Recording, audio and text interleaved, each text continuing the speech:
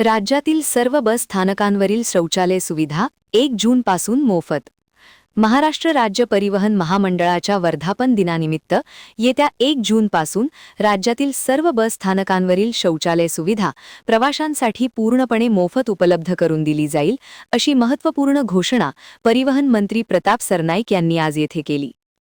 कोल्हापूर मध्यवर्ती बस स्थानकाच्या पाहणी दौऱ्यादरम्यान त्यांनी ही माहिती दिली.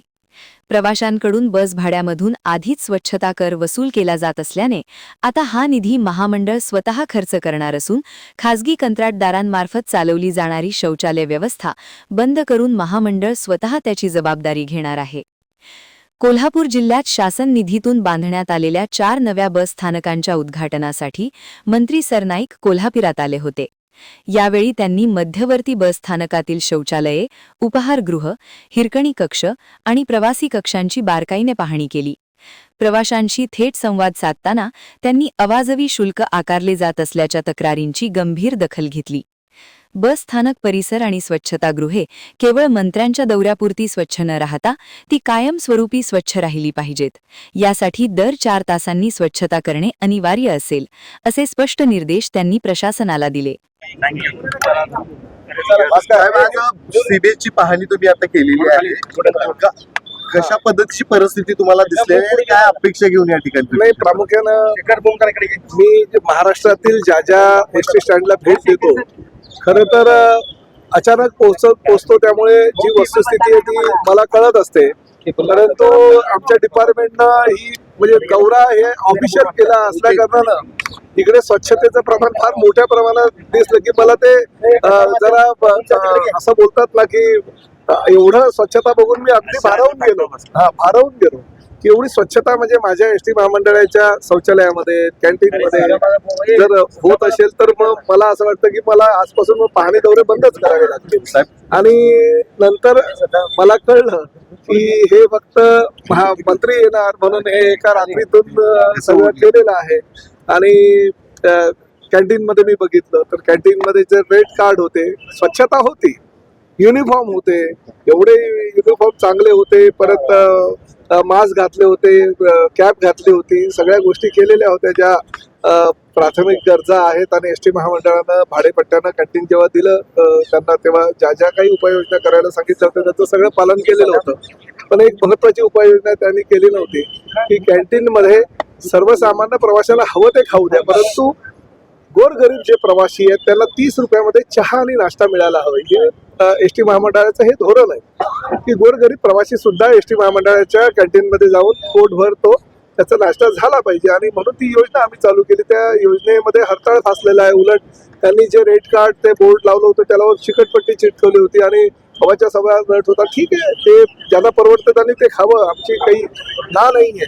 परंतु 30 रुपयामध्ये भरपोट जे काही पदार्थ द्यायचे असतात, 2 समोसे, 2 वडे आणि 1 चहा किंवा 1 कॉफी, अशा पद्धतीचं ती योजना आहे. त्याचा त्या ठिकाणी बिलकुलपणे त्यांनी त्याचं नियमाचं पालन केलेलं नाही असं निदर्शनास आलेलं आहे. त्यांना मी ताबडतोब उद्यापासूनच 30 रुपयाचं मोठ्या दर्शनी भागामध्ये चहा नाश्ता 30 रुपयामध्ये मिळेल असा प्रकारचा बोर्ड लावायला सांगितलंय. पहिली वेळ आहे, स्वच्छता दिसली आहे, म्हणजे प्रत्येक वेळी कारवाई करणं योग्यच आहे असं मला वाटत नाही. तरी सुद्धा ही जी कधी गोष्ट अंमलात जर आणली नाही तर निश्चितपणे त्याच्यावर कारवाई करण्यात येईल. सुलभ शौचालय मी बघितलं, स्वच्छ होतं. अनेक प्रवाशांनी मला तक्रार केली की 5 रुपये अंतिम प्रसाधन गृहामध्ये जाण्यासाठी घेणं निश्चित झालेलं असताना 10 रुपये घेतलं जातं. महिलांकडनं मोफत त्यांना द्यायचं असं कबूल केलेलं असताना सुद्धा त्यांच्याकडनं 5-10 रुपये घेतले जातात. तर ते सुद्धा मी माझ्या या भागातल्या अधिकाऱ्यांना सांगितलं की त्यावर सुद्धा तुम्ही उद्यापासून लक्ष ठेवायला पाहिजे. प्रामुख्याने हे सगळं दुकानं त्यांचं मी बंद करणार आहे.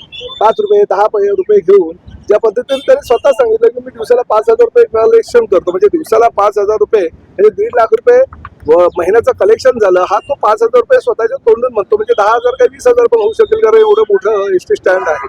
त्यामुळे हा सुलभ शौचालय आणि काही शौचालय आम्ही लोकांना दिलेली आहे चालवायला, ही सगळी महामंडळ आता ताब्यात घेणार आहे. आणि 1 जून पासून राज्यातील सगळ्या एसटी डेपोवर प्रसाधन गृहामध्ये जाण्यासाठी सर्वसामान्य प्रवाशांकडनं 1ही रुपया घेतला जाणार नाही अशी घोषणा परिवहन मंत्री म्हणून मी आता कोल्हापुरातच करतोय, कारण निर्णय आम्ही घेतले. की प्रसाधन गृहामध्ये एकही रुपया आकारायचा नाही. तो सगळा जो खर्च आहे तो एसटी महामंडळाच्या माध्यमातून आम्ही करू.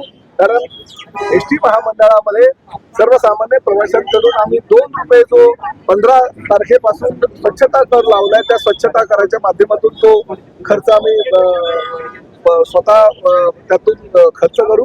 प्रामुख्यानं हे एसटी महामंडळाची जी जागा आहे त्याच मला स्वच्छ दिसते, परंतु ते मी येण्याची वाट न बघता दर 4 तासाने त्याची स्वच्छता कशी होईल यासाठी ठेकेदार नियुक्त केलेला आहे. तो 1 तारखेपासून 1 जून पासून म्हणजे आमचा वर्धापन दिन आहे एसटी महामंडळाचा, त्या दिवसापासून तो कार्यान्वित होईल. म्हणजे एसटी महामंडळाचा हा जो परिसर आहे पूर्णपणे दर 4 तासाने तो स्वच्छ केला जाईल. आणि त्याचबरोबर एसटीच्या ज्या घाट उडते रस्त्यावर धुळीचं साम्राज्य पसरतं, त्यामुळे डेपो मधून निघत असताना मशीनच्या साह्यानं प्रत्येक डेपो मधली बस बाहेर निघण्यापूर्वी मशीनच्या साह्यानं ती स्वच्छ केली जाईल, तिला धुतलं जाईल. आतले जे बसमध्ये काही लोक टरफलं टाकतात शेंगांची, काही लोक वडापावची कागदं टाकतात, समोसाची पाकिटं टाकतात, काही अजून दुसरे प्लास्टिक वगैरे टाकतात. तर प्रत्येक बसमध्ये 1 जून पासून डस्टबिन ठेवलं जाईल. त्या डस्टबिन मध्येच प्रवाशांनी कचरा टाकायचा आहे. आतून सुद्धा ती बस पूर्णतः स्वच्छ केली जाईल. आमचे जे ड्रायव्हर कंडक्टर आहेत त्यांच्या ज्या रूम आहेत त्या रूम मध्ये गरम पाण्याची व्यवस्था नसते, ती गरम पाणी सुद्धा मोफत पोहोचवून त्यांना दिलं जाईल. त्यांची जी रूम आहे ती स्वच्छ केली जाईल, स्टाफ रूम.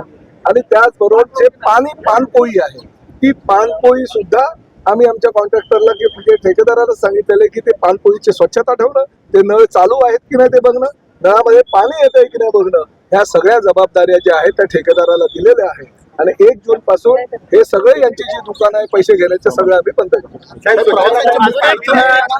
उन्हाचा तडाखा वाढतोय आणि गिरीश महाजनांनी सांगितलेलं आहे की बाबा 12 ते 4 काम करायचं नवे एसओपी सुद्धा आलेले आहेत, बरोबर. मग तसं एसटी मध्ये सुद्धा आता बऱ्यापैकी सगळ्या एसटी एसी नाही आहेत. मग एसीच्या बस वाढवण्याच्या बाबतीत काय तरतूद आहे? बघा, एसटी कडे ज्या ज्या बसेस अवेलेबल असतील आणि अवेलेबल असलेल्या बसेस मधून ज्या ज्या ठिकाणची मागणी वाढत असेल त्यानुसार त्यांना ते देण्यात येईल. परंतु सर्वच्या सर्व एसी बसेस देऊ शकत नाही. सर्वसामान्य प्रवाशांना उन्हाचा भार सहन ते करतात बिचारे, परंतु त्यांना ते एसी बसचं भाडं ते परवडत नाही.